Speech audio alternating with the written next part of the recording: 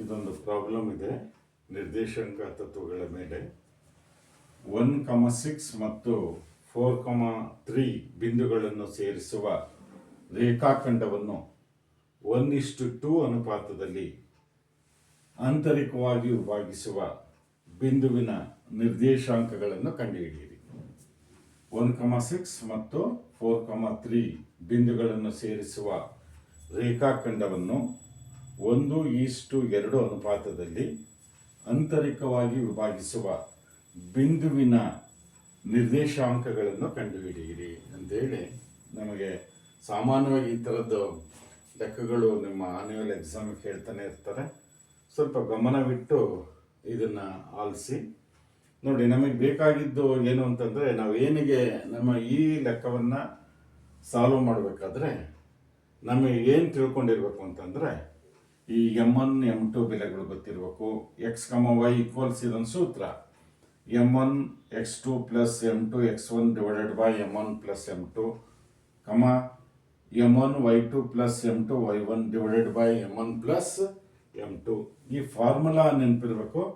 ಜೊತೆಗೆ X1 Y1 ಬೆಲೆಗಳನ್ನು ಹೇಗೆ ನಾವು ಗುರುತು ಮಾಡ್ಕೊಳ್ಳೋದು, X2 Y2 ಬೆಲೆನೇ ಗುರುತು ಮಾಡ್ಕೊಳ್ಳೋದು ಅಂತೇಳಿ ಗೊತ್ತಾಗ್ಬಿಟ್ರೆ ಸುಲಭವಾಗಿ ಸಾಲ್ವ್ ಮಾಡೋದು. ಭಾಳ ಅತ್ಯಂತ ಸುಲಭವಾದ ಸಮಸ್ಯೆ ಇದು. ಇದನ್ನು ಹೇಗೆ ಸಾಲ್ವ್ ಮಾಡೋದು ಅಂತ ನೋಡೋಣ. ನಮ್ಗೆ ಏನೇನು ಕೊಟ್ಟಿದ್ದಾರೆ ನೋಡೋಣ. 1,6 ಮತ್ತು 4,3 ಬಿಂದುಗಳನ್ನು ಕೊಟ್ಟಿದ್ದಾರೆ. ಪರಿಹಾರ ಬಿಂದುಗಳು ಏನೇನು ಕೊಟ್ಟಿದ್ದಾರೆ, 1,6 4,3 ಅದನ್ನು ಬರ್ಕೊಳ್ಳೋಣ. ಜನರಲ್ ಆಗಿ ಜನರಲ್ ಬಿಂದುಗಳು X1 Y1 X2 Y2 ಆಗಿರುತ್ತೆ. ಅದನ್ನು ಇದರ ಕೆಳಗಡೆ 1,6 ಕೆಳಗಡೆ X1 Y1, 4,3 ಕೆಳಗಡೆ X2 Y2 ಬರ್ಕೊಂಡಿದ್ದಾನೆ. ಇಲ್ಲಿ X1 ಬೆಲೆ 1 ಆಗಿದೆ, Y1 ಬೆಲೆ 6 ಆಗಿದೆ, X2 ಬೆಲೆ 4 ಆಗಿದೆ, Y2 ಬೆಲೆ 3 ಆಗಿದೆ. ಹಾಗೆ M1:M2 ನೋಡಿ ಅನುಪಾತ ಕೊಟ್ಟಿದ್ದಾರೆ ಹೌದಾ. ಇಲ್ಲಿ M1:M2 ಈಕ್ವಲ್ಸ್ ಅನುಪಾತ ಎಷ್ಟಿದೆ, 1:2 ಇದೆ. ಹಾಗಾದ್ರೆ ಬೆಲೆ M1 ಬೆಲೆ ಎಷ್ಟಾಯ್ತು, M1 ಬೆಲೆ 1, M2 ಬೆಲೆ ಎಷ್ಟು 2, M1 ಬೆಲೆ 1, M2 ಬೆಲೆ 2. ಇದಿಷ್ಟು ಗುರ್ತು ಮಾಡ್ಕೊಳ್ಳೋದು. ಕೊಟ್ಟಿರುವಂಥ ದತ್ತಾಂಶಗಳಿವು. ನಮಗೆ ಸೂತ್ರ ಮುಖ್ಯವಾಗಿ X, Y equals M1 X2 plus M2 X1 divided by M1 plus M2, M1 Y2 plus M2 Y1 divided by M1 plus M2 ಬರ್ಕೊಂಡಿದ್ದೇವೆ. ಈಗ ಕೊಟ್ಟಿದ್ದಾರೆ ನಮಗೆ X1 ಬೆಲೆ ನಾವು ಫೈಂಡ್ ಔಟ್ ಮಾಡ್ಕೊಂಡಿದ್ದೀವಿ. ಬಿಂದುಗಳು ಕೊಟ್ಟಿರೋದ್ರಿಂದ 1,6 4,3 ಬಿಂದುಗಳು ಕೊಟ್ಟಿದ್ದಾರಲ್ಲ, ಅದರ ಆಧಾರದ ಮೇಲೆ ನಾವು X1 ಬೆಲೆ, Y1 ಬೆಲೆ, X2 ಬೆಲೆ, Y2 ಬೆಲೆ ಈ ರೀತಿ ಕಂಡುಹಿಡಿದಿದ್ದೇವೆ. ಹಾಗೆಯೇ M:2 ಅನುಪಾತ ಕೊಟ್ಟಿದ್ದಾರೆ. ಅದರಲ್ಲೂ M1 ಬೆಲೆ M2 ಬೆಲೆಯನ್ನು ಫೈಂಡ್ ಔಟ್ ಮಾಡ್ಕೊಂಡಿದ್ದೇವೆ, ಗುರ್ತು ಮಾಡ್ಕೊಂಡಿದ್ದೇವೆ.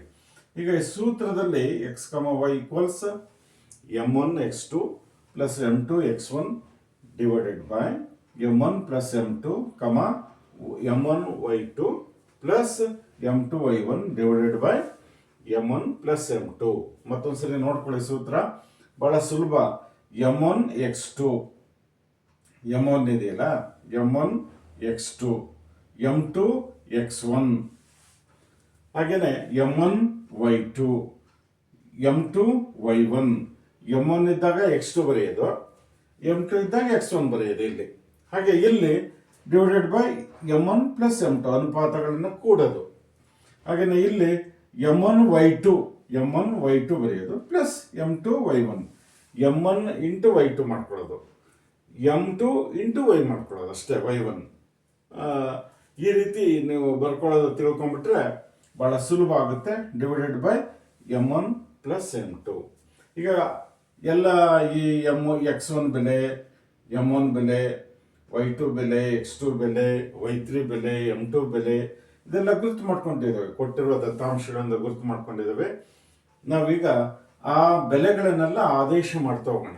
M1 ಜಾಗದಲ್ಲಿ ಎಷ್ಟಿದೆ, M2 ಜಾಗದಲ್ಲಿ ಎಷ್ಟಿದೆ, ಆ ಎಲ್ಲ ಬೆಲೆಗಳನ್ನು ಆದೇಶ ಮಾಡ್ತಾ ಹೋಗೋಣ.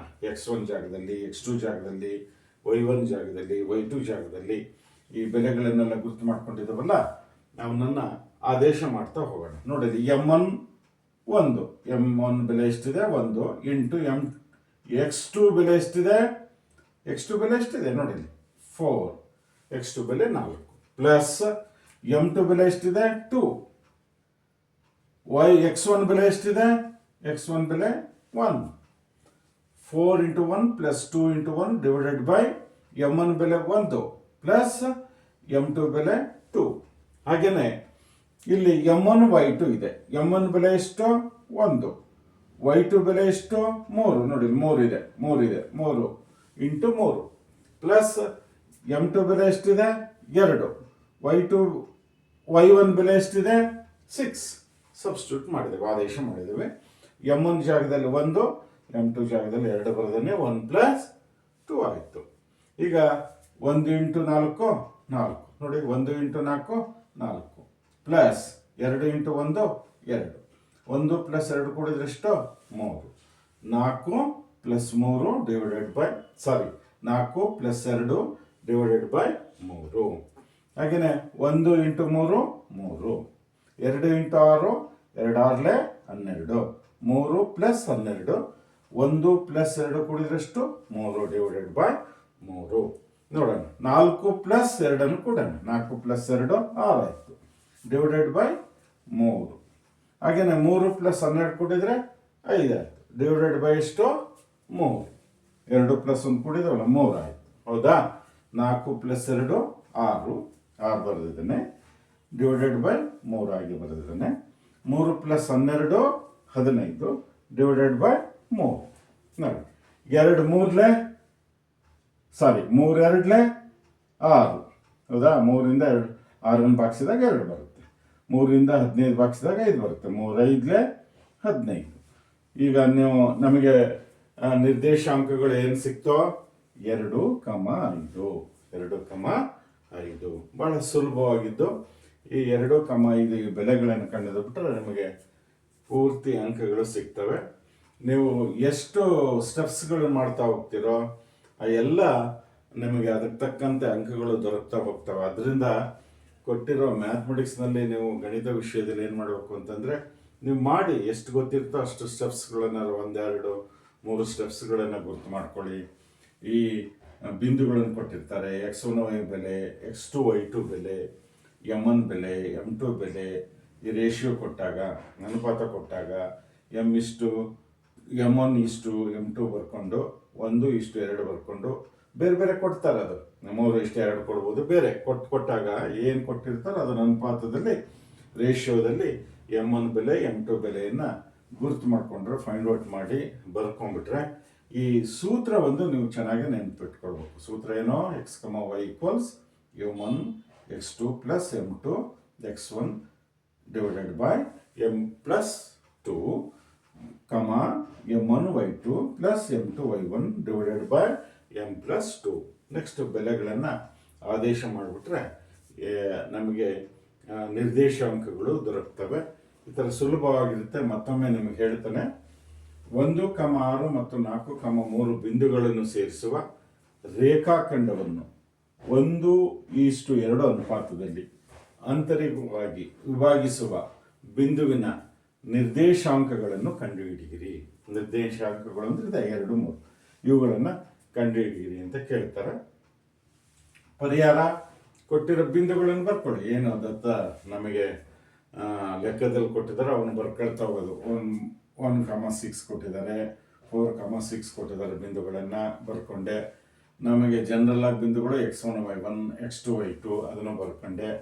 X1 ಅಂದರೆ 1, Y1 ಅಂದರೆ 6, X2 ಅಂದರೆ 4, Y2 ಅಂದರೆ 3 ಬರ್ಕೊಂಡೆ.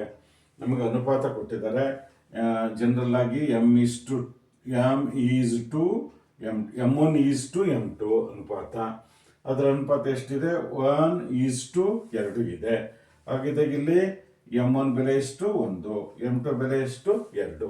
ಇಷ್ಟು ಗುರ್ತು ಮಾಡ್ಕೊಂಡ್ಬಿಟ್ರಿ ಅಂದರೆ ಈ ಸೂತ್ರ ಒಂದು ನೆನಪಿದ್ರೆ M1 ಬೆಲೆ, X1 ಬೆಲೆ, M2 ಬೆಲೆ, Y2 ಬೆಲೆ, X2 ಬೆಲೆ, Y1 ಬೆಲೆ ಇವೆಲ್ಲ ಈ ಸೂತ್ರದಲ್ಲಿ ಇದೆಯಲ್ಲ ಅಲ್ಲಿ ಆ ಸ್ಥಾನದಲ್ಲಿ ಆದೇಶ ಮಾಡ್ತಾ ಹೋಗ್ತು ಅಂದರೆ ನಿಮಗೆ ಸುಲಭವಾಗಿ ಗುಣಿಸೋದು ಕೂಡೋದು ಮಾಡಿಬಿಟ್ರೆ ನಿಮಗೆ ಈ ನಿರ್ದೇಶಾಂಕಗಳು ಸಿಗುತ್ತೆ. ಸುಲಭವಾಗಿ ಅಂಕಗಳನ್ನು ಗಳಿಸ್ಬೋದು. X comma y equals M1 M2 plus M2 X1. ನೆನ್ಪಿಟ್ಕೊಳ್ಳೋ ಸೂತ್ರ M1 X2 M1 into X2 plus M2 into X1 divided by M1 plus M2. ಈಗ ಒಂದೆರಡು ಸಲ ಅಭ್ಯಾಸ ಮಾಡಿ. M1 Y2 M1 into Y2 plus M2 into Y1 divided by M1 plus M2. ಈಗ M1 ಬೆಲೆ ಎಷ್ಟಿದೆ ನೋಡಿ, ಒಂದಿದೆ, ಒಂದು ಆದೇಶ ಮಾಡಿದೆ. X2 ಬೆಲೆ ಎಷ್ಟಿದೆ, 4 ಇದೆ, 4 ಆದೇಶ ಮಾಡಿದೆ. ಇಂಟು 1 ಇಂಟು 4 ಪ್ಲಸ್ M2 ಬೆಲೆ ಎಷ್ಟಿದೆ, 2 ಇದೆ, 2. X1 ಬೆಲೆ ಎಷ್ಟಿದೆ, ಇಂಟು 1 X1 ಬೆಲೆ ಆದೇಶ ಮಾಡಿದೆ. M1 ಬೆಲೆ ಎಷ್ಟಿದೆ, 1. M2 ಬೆಲೆ ಎಷ್ಟಿದೆ, 2 ಆದೇಶ ಮಾಡಿದೆ. ಕಮ M1 ಬೆಲೆ ಎಷ್ಟು, 1 ಇದೆ. ಹಾಗೆ Y2 ಬೆಲೆ ಎಷ್ಟು ಕಂಡುಹಿಡಿದವಿ, 3. 1 ಇಂಟು 3 ಪ್ಲಸ್ M2 ಬೆಲೆ ಎಷ್ಟು, 2. Y1 ಬೆಲೆ ಎಷ್ಟು, 6 into 6 divided by 1 plus 2. M1 ಬೆಲೆ 1, M2 ಬೆಲೆ 2, 1 ಪ್ಲಸ್ 2. ಈಗ 1 into 4 4, 2 into 1 2, 4 plus 2 divided by 1 plus 2 3. ಹಾಗೆಯೇ 1 into 3 3 plus 2 into 6 12, 3 plus 12 divided by 3. X comma y equals ನೋಡಿ 4 ಪ್ಲಸ್ 2 6 ಡಿವೈಡೆಡ್ ಬೈ 3. 3 ಪ್ಲಸ್ 12 15 ಕೂಡಿದರೆ ಡಿವೈಡೆಡ್ ಬೈ 3. 3ರಿಂದ ಬಾಕ್ಸ್ 6ನ್ನ 3 2 6, 3 5 15. ಎಕ್ಸ್ ಕಮ ವೈ ಈಕ್ವಲ್ಸ್ 2 ಕಮ 5. X comma y equals 2 ಕಮ 5 ಬಂತು.